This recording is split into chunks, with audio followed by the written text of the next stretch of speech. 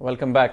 सेठी साहब, अब ईरान को मना किया जा रहा है, आपने कहा जी इट्स डिसाइडेड कि उनको न्यूक्लियर आर्सेनल बनाने की इजाजत नहीं है, ये वेस्ट नहीं देती। अब सबसे बड़ी बात, दो तीन सवाल हैं यहाँ। पहली बात ये कि जी वेस्ट को इतनी क्या तकलीफ है जी कि अगर ईरान बन जाता है तो क्या उनको ये लगता है कि बहुत ही कोई बेलिजरेंट पावर बन जाएगा Iran as a nuclear state? देखें, बेलिजरेंट पावर तो ऑलरेडी है ना। लड़ाई झगड़े तो ईरान सबके साथ करता है, अगर लोग उसके साथ करते हैं तो वो वापस आके दिखाता है, जो पसंद नहीं इन लोगों को।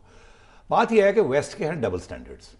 वो कहते हैं कि हम बना लें, हिंदुस्तान बना ले, इजराइल बना ले, पाकिस्तान नहीं बना सकता, ईरान नहीं बना सकता। इजराइल ने तो एनपीटी भी अरे हमारा जो न्यूक्लियर वेपन है वो तो किसी के खिलाफ भी नहीं है। वो तो सिर्फ ये है कि अगर इंडिया हमारे ऊपर कोई हमला कर दे हम अपने आप को बचा लें, हमारी तो थ्रेट नहीं है किसी को। एग्जैक्टली। ईरान का तो चले मसला फर्क है ना, ईरान तो एक्सपोर्ट कर रहा है इनकलाब, तो इसलिए ईरान के खिलाफ तो और भी वो एक खदशा है कि ये शायद कल को इजराइल को ही ना मार दे। और फिर अहमद निजाब साहब ने तो ये कहा है ना कि इजराइल को तो वाइप आउट कर देना चाहिए। उनका तो रिकॉर्ड है कि Israel should be wiped off the face of this. तो फिर जाहिर है इसकी वजह से फिर वो कॉन्फ्लिक्ट तो चलती है। मगर वेस्ट के डबल स्टैंडर्ड्स हैं, खुद बना सकते हैं, रख सकते हैं, खुद अपने आप को जिम्मेदार कहते हैं। हालांकि अमेरिका ने सबसे पहले न्यूक्लियर वेपन्स इस्तेमाल किए थे जापान के खिलाफ, वहां कौन सी जिम्मेदारी थी? मगर वो और बात, वो डबल स्टैंडर्ड्स। मगर ईरान को अब नहीं बनाने देना। हमने तो बना लिया, धक्का लगा के चोरी वोरी करके हमने बना लिया, ठीक। अब वो ईरान को कहते हैं हम नहीं बनाने देंगे, तो डबल स्टैंडर्ड्स हैं। तो इसमें कोई शक नहीं है। मगर इसमें दो बातें और आ जाती हैं। एक ये कि वो उन्होंने फैसला कर लिया है कि ईरान अब 1 या 3 साल दूर है, उसके दौरान अगले 2-3 साल में ये न्यूक्लियर वेपन्स बना सके। ये मुलन साहब ने कहा, माइकल मुलन, ठीक। ये अब अमेरिकन और इजरायली इंटेलिजेंस ये कह रही है, मगर इसमें भी कॉन्फ्लिक्ट है। इजराइल ये कह रहा है कि 1 साल के अंदर अंदर ईरान बना लेगा। मेरा ख्याल है प्रोपेगेंडा है इजराइल का। अमेरिका के एक इंस्टीट्यूट है नेशनल इंटेलिजेंस एस्टिमेट, ये उनकी एक नेशनल इदारा है। उन्होंने ये एक रिपोर्ट शाया की है जिसमें ये कहा है कि ईरान ने न्यूक्लियर इनरिचमेंट जो थी यूरेनियम की, जिससे वेपन्स बनते हैं, वो बंद कर दी। और उनका ये ख्याल है कि ईरान न्यूक्लियर वेपन्स अभी नहीं बनाएगा। हाँ, ये उनकी रिपोर्ट आ गई है। मगर अमेरिका की पोजीशन ये है, क्योंकि इजराइल का ये प्रेशर है कि हाँ वो शायद उन्होंने बंद कर दी है, मगर वो किसी वक्त फिर शुरू कर सकते हैं, इसलिए वो खतरा रहेगा।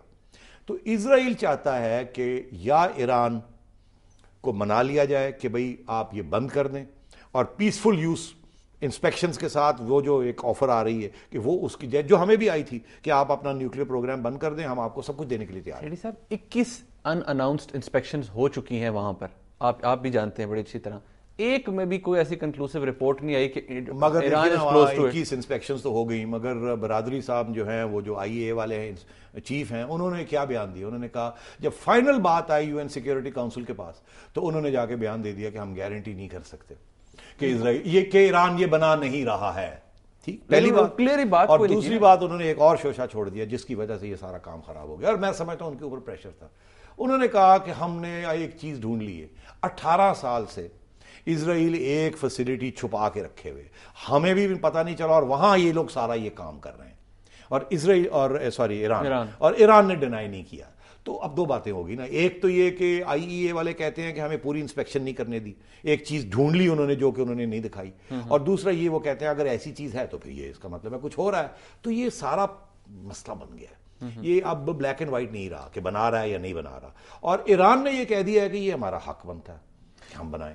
सेठी साहब, जितनी सैंक्शंस लग चुकी हैं यूएनएचसीआर की, आप देखें 2006, 2007, 2008, सो मच सो कि जो उनका स्टेट बैंक है ईरान का, उसके साथ भी डीलिंग्स जो हैं वो सस्पेंड कर दी गई हैं। और इनफैक्ट आपको याद होगा पिछले साल एक बड़ा लुक्रेटिव ऑफर्स भी की गई ईरान को जी कि हम आपको एक लॉन्ग टर्म पैकेज देते हैं, उन्होंने वो एक्सेप्ट नहीं की। उन्होंने कहा जी not at the cost of stopping uranium enrichment.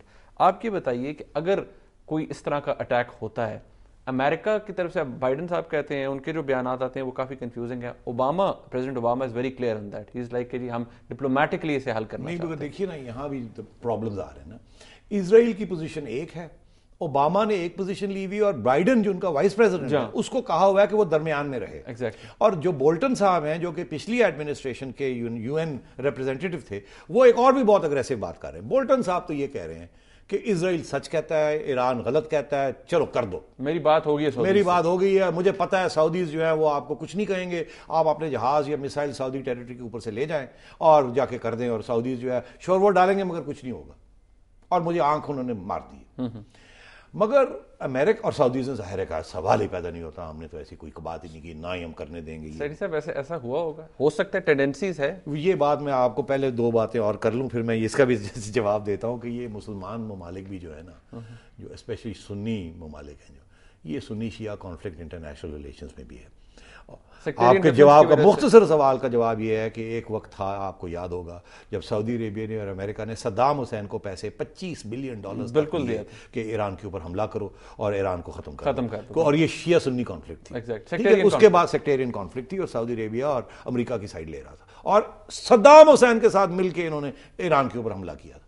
तो उसके बाद सऊदी ईरान रिलेशंस बहुत बेहतर हो गए। रफसंजानी साहब जब बने प्रेसिडेंट तो वो गए, ईरान भी गए, अब अहमद निजाद साहब भी उधर सऊदी अरेबिया होके आए हैं, तो ये अब तल्लुकात बेहतर हैं। मगर सुन्नी मुस्लिम वर्ल्ड जो है उसको डर है ईरान से, क्योंकि वो शिया एक्सपोर्ट करता है ना जी, वो तो कॉन्फ्लिक्ट चल रही है। तो इसलिए अगर ये ऐसा कोई हादसा हो भी जाता है तो सारा मुस्लिम जो ममालिक हैं सारे गाली देंगे अमेरिका को और इसराइल को, मगर अंदर से खुश भी होंगे कि ईरान का न्यूक्लियर प्रोग्राम छुट्टी होगी। अच्छा, ये है मैं अंदर की बात बता रहा हूं आपको। दूसरी बात जो है अमेरिका की पोजीशन और इजराइल की पोजीशन में, बोल्टन साहब ने तो कर दी, मगर वो तो बुश एडमिनिस्ट्रेशन के ऑफिशियल थे ना। अब कौन है? जो बाइडेन साहब वाइस प्रेसिडेंट। उन्होंने कहा कि हाँ, अगर इजराइल समझे कि उसके नेशनल सिक्योरिटी इंटरेस्ट में ये है तो फिर हम क्या कर सकते हैं। ओबामा साहब कहते हैं नहीं, हमने तो डायलॉग करनी है ईरान के साथ और हमने उनको peaceful use of nuclear development की तरफ लाना है और हम समझते हैं हमारे पास टाइम है।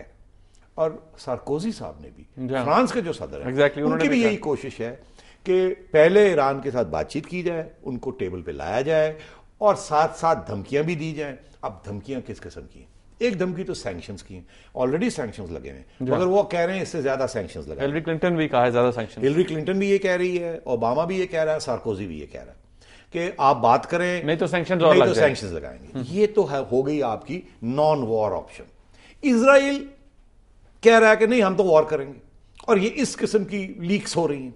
साथ साथ इजराइल अपनी एयरफोर्स 2 मेजर एक्सरसाइजेस पिछले 6 महीने में हुई, 2 में, अभी तो एक तो ये मई में हुई है और एक 6 महीने पहले इजराइल ने मेजर एक्सरसाइजेस अपनी एयरफोर्स की थी कि कंडीशंस क्रिएट की थी कि किस कंडीशंस के अंदर वो जाके अटैक। सैयदी साहब, ये जा किस तरफ रहा है, इसके ऊपर हम बात करेंगे एक ब्रेक के बाद। साथ रहेगा।